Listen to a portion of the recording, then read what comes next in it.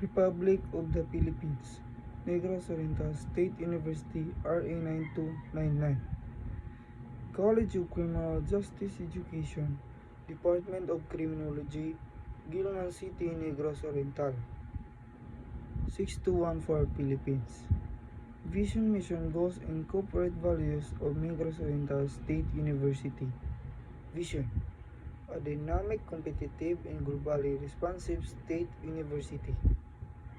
Mission: the university shall provide excellent instructions, relevant and responsive research and extension services, and quality assured production through competent and highly motivated human capital.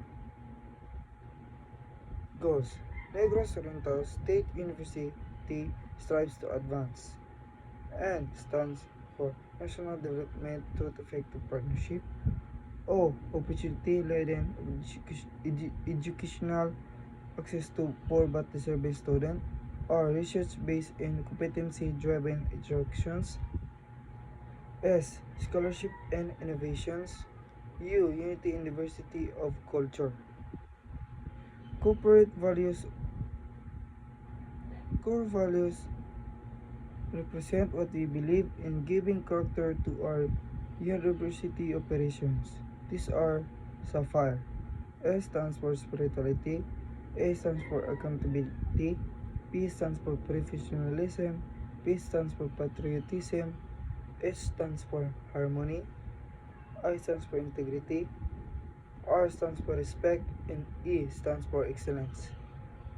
Quality policy. Negros Oriental State University commit itself to provide quality instructions, research, extension services, and production, as well as to comply with applicable regulatory requirements and continual improvements of its management system. Criminology education, vision, mission, and objectives. Vision: the College of Criminal Justice Education is actively and continually involved in turning out graduates who will lead the nation in addressing the vital problems of crime control and in meeting the demands for global competitiveness. Mission: the College of Criminal Justice Education program commit itself in providing the community with professionally competent and morally upright graduates who can deliver efficient and effective service in the field of criminology. Objectives: in addition to the above stated mission, the Department of Criminology integrates sequence course of study, which will plan. This course of study utilizes didactic instructions, discussions, demonstrations, laboratory practice, simulations, individual learning, and on-the-job training. The following are the specific objectives of the department. 1. It seeks to provide vast opportunities in instructions and guided experience whereby the students learn the basic knowledge and acquire the skills essential to the practice of criminology. 2. It provides the student with a broad cultural background and an understanding of the constitutional guarantees and due process requirements of law, insofar as they affect the total requirements administration of justice. 3. It fosters higher concepts of citizenry, accountability, and leadership, and understanding of one's moral and legal responsibilities to his fellow man, his community, and his country. 4. It inspires and instills in the students the value of service to humanity. 5. It encourages research inquiry in the fields of criminology and criminal justice. Criminology as a special course. A criminology is any person who is graduate with a degree of criminology who has passed an examination for criminologists and is registered as such by the Board of Examiners of the Professional Regulation Commission pursuant to RA 6506, Section 23, define the term criminologist as one who has been engaged in that term criminologist as one who has been engaged in the practice of criminology. If he holds himself out of the public in any of capacities as a professor, instructor, or teacher in criminology in any university, college of school, July recognized by the government. Portion also to RA 6506 section 24, all certified criminologists shall be exempted from any entrance of qualifying government examination and shall be considered civil service eligible for the following positions: A. Fingerprint technician. B. Firearms examiners or detection examiner. C. Question document examiner, any law enforcement agency. D. Correctional officer or E.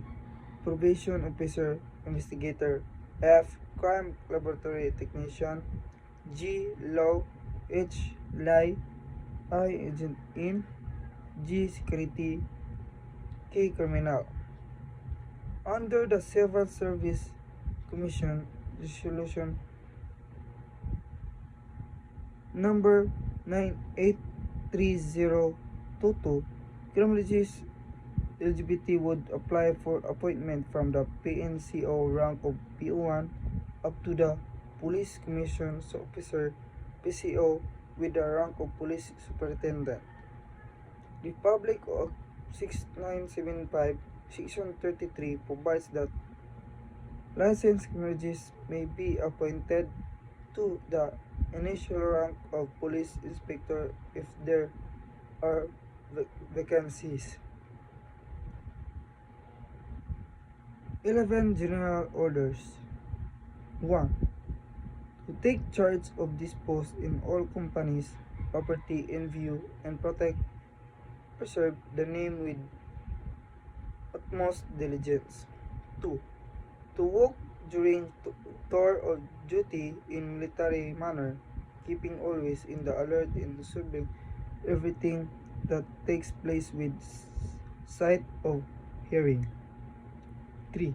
To report all violations of orders I am instructed to enforce. 4. To report all calls from posts more distant from the guardhouse where I am stationed. 5. To quit my post only when property relief. 6. To receive, obey, and pass out to the relieving guard all order from company officer or official suspension post in charge of shift leaders. 7. To talk to no one except in the line of duty. 8. To sound or call the alarm in case of fire and disorder. 9. To call the superior officer in any case not covered by instructions. 10. To salute all company officials, superiors, in the agency ranking public official and commission officer of AFP and officer of the PNP. 11. To be especially watchful at night and during the time of challenging to challenge all persons on or near my post and to allow no one to pass or loiter without proper authority and to eat my meal before rendering my duty. The Law Enforcement Code of Ethics. Being entrusted with the duties of the enforcement, my fundamental duty is to serve mankind, to safeguard lives and properties, to protect the innocent against deceptions, the peaceful against violence or disorder, and to respect the constitutional rights of all men to liberty, equality, and justice. I will keep my private life unsullied, an example to all, maintain courageously, calm in the face of danger, or ridicule, develop self-restraint and the constant lie, mindful in the welfare of others, honest and truth, thought or deed in both my personal and official life. I will be exemplary in obeying the laws of the Republic of the Philippines. But wherever I see or hear of the confidential is in nature will be kept over secret unless revelation is necessary in the performance of my duty.